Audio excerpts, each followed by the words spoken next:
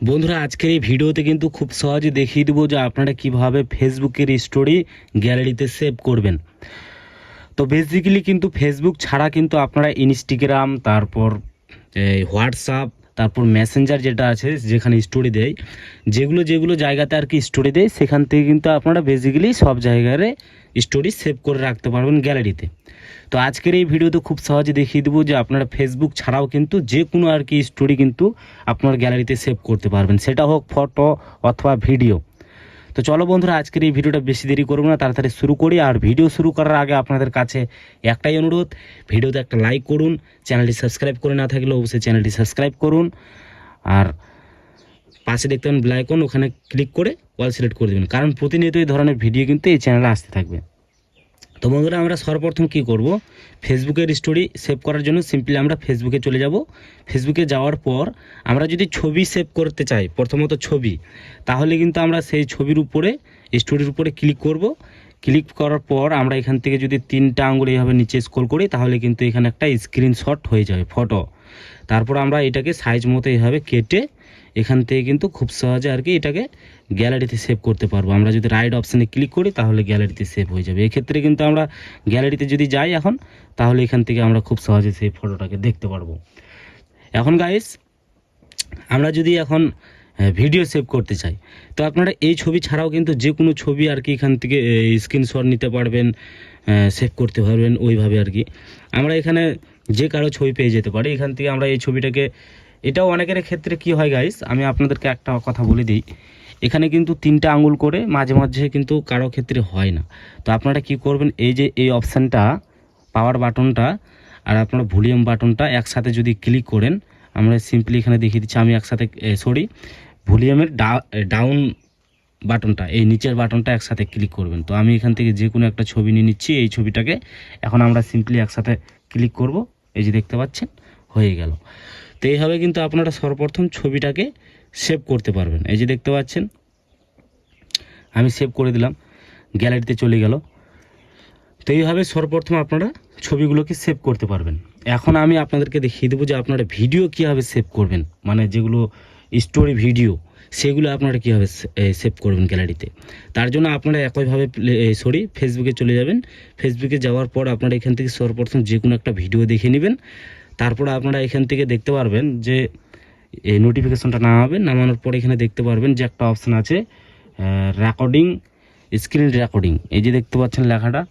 তো এইটা আপনারা কিন্তু এই জায়গাতে নাও থাকতে পারে, আপনারা এইভাবে একটু খোঁজাখুঁজি করবেন, দেখতে পারবেন যে এখানে একটা স্ক্রিন রেকর্ডিং বলে একটা অপশান থাকবে, এই অপশানে ক্লিক করবেন। ক্লিক করার পর আপনাদের সামনে এইভাবে আসবে। এখন গাইস আরেকটা কথা কি, যে আপনারা যেই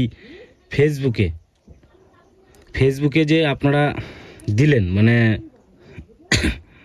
অন করলেন, তো এই যে স্টোরিগুলো যে থাকবে, তো সেই স্টোরিগুলোর যেগুলো মিউজিক, সেগুলো কি থাকবে না থাকবে না। তো অনেকের ক্ষেত্রে আমরা কিছু প্রিয় মানে স্টোরি থাকে, তো সেই স্টোরিটা আমরা কিন্তু সেভ করে আর কি আমাদের স্টোরিতে লাগাতে চাই। এই ক্ষেত্রে কিন্তু মিউজিকটা আমাদের ক্ষেত্রে দরকার। তার জন্য আমরা এই যে এই অপশানটা চলে আসবে, এই সেটিংস অপশান দেখতে পারবে, এই অপশানে ক্লিক করে এখান থেকে রেকর্ড সিস্টেম সাউন্ড, এই অপশানটা আমরা সিম্পলি অন করে দেবো। অন করার সাথে সাথে আমাদের কাজ কিন্তু খুব সুন্দরভাবে হবে। এখন গাইস আমরা যদি নিজে থেকে কিছু ভয়েস দিতে চাই, তাহলে রেকর্ডিং মাইক্রোফোন সাউন্ড, এই অপশানটা অন করতে পারি, বাট আমরা করব না।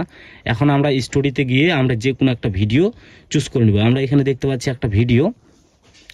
তার আগে গাইস আমাদের এই যে লাল বাটনটা আছে, এই লাল বাটনটা অন করে দিতে হবে।